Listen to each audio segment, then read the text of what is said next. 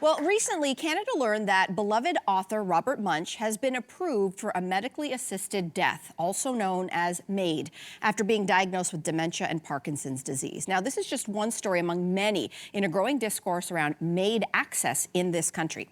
The latest push among many Canadians is for death by advance requests. So here to dig into this with us is family physician and MAID practitioner, Dr. Chantal Perrot, and the CEO of Dying with Dignity Canada, Helen. Welcome to The Social to you both. Thank you.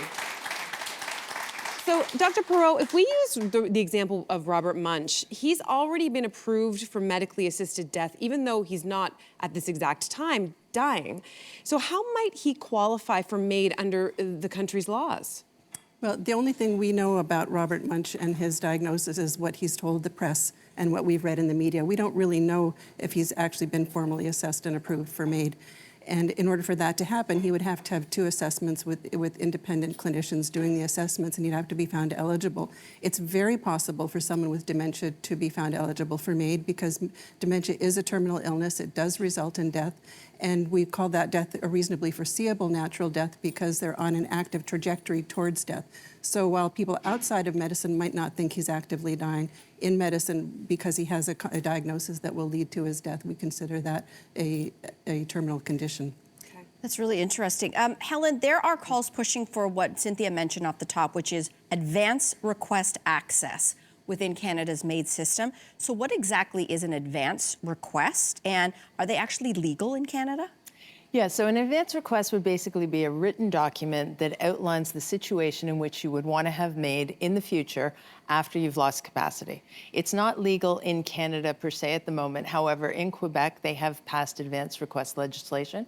So in Quebec, you can create an advance request. You have to be able to access healthcare in Quebec. And there's about 1,600 of those that have been prepared since October of 2024 when it became legal. Wow. Yeah. Wow. So Dr. Perrot, if Canadians have access to advance requests, just describe what that might look like on a practical level. Mm-hmm.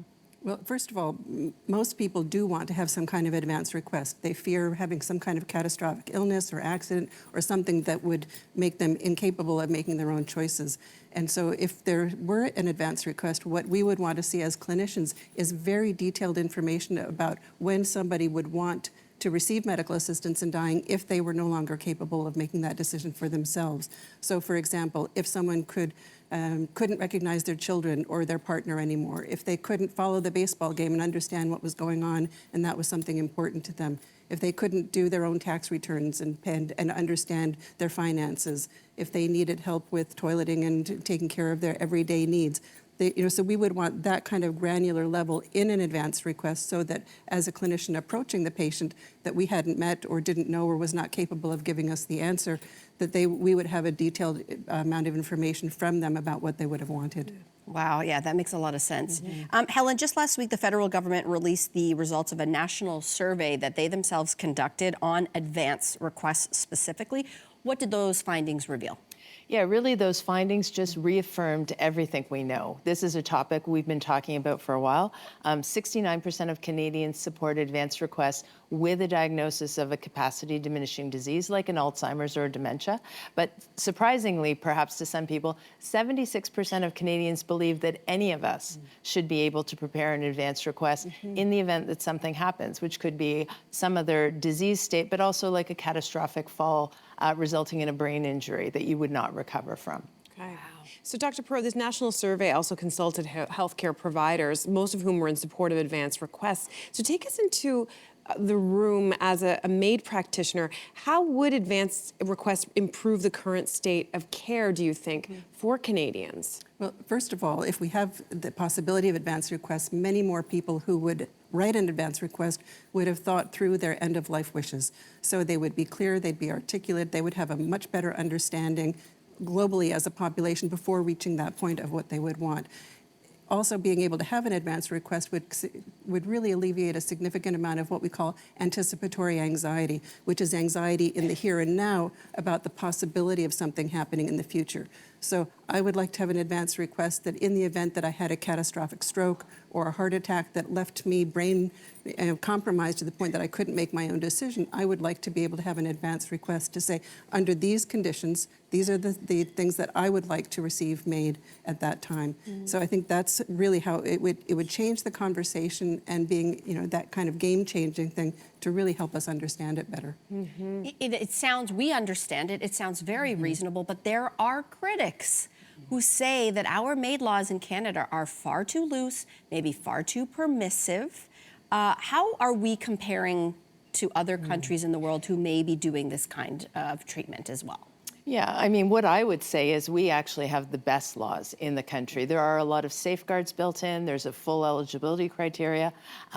In the US, for example, you have to be within 3 to 6 months of your death by a terminal illness. You have to be able to take the medication yourself. You have to have capacity. So right away, you eliminate anyone with ALS, anyone with dementia. Like, you're cutting out huge numbers of people who don't have the ability to choose. The other thing in Canada that we need to remember is the laws exist because of charter court challenges. So people, Carter and Truchon, who have challenged the law under the Constitution and the rights that we have as Canadians. So those laws are created in order to afford people the choices that they want. I think it's a great system. That's great. So, so, Dr. Perrot, in some cases, people are choosing to die earlier than they might otherwise because of Canada's existing MAID laws. So, if advance requests were legal, what impact might this have? I think people would write advance requests, as has been happening in Quebec, and people would be able to act on them. So having the advance request would allow the possibility of somebody who lost capability of being able to receive MAID. So for both of you, if people are watching and they want access to advance requests because this is something that feels right for them, or maybe to talk to a loved one about this, what can they do? Yeah, so I think the first thing they can do to change the law is to talk to their elected officials. So visiting our website, dyingwithdignity.ca, writing a letter to your member of parliament, the ministers of health and justice, to say this is what you want, and then working on an advanced care plan. So a document that you can put in place that won't give you MAID, but it will help people in your family, your loved ones, to know what you would like in terms of healthcare choices down the road if something does happen. Is that like sort of alongside your will, or your Exactly. that would be there? Exactly. What are your thoughts? Having a will and powers of attorney in place. If you love and care about your loved ones, do that for them. Put that in place. Don't let it get to the point where you are in extremis and they're having to try to figure out what might they have wanted, what decision should I make on their behalf. Having a power of attorney in place and having an advanced care directive educates the people that have to make those decisions so they know what you would want, because they have to make a decision based on what you would want, not what they would want for you, but what you would want. And if they don't know, they can't make that decision. So help them out. So good. Dr. Perrot and Helen, thank you so much for being here. Such an important conversation. Thank you. Oh, hopefully it will open up conversations in your home. Do not go anywhere. We'll be right back. Hey, you, come a bit closer. We've got so many more must-see interviews, spicy debates, lifestyle tips, and pop culture moments. So subscribe to our channel by tapping the logo below and don't miss out.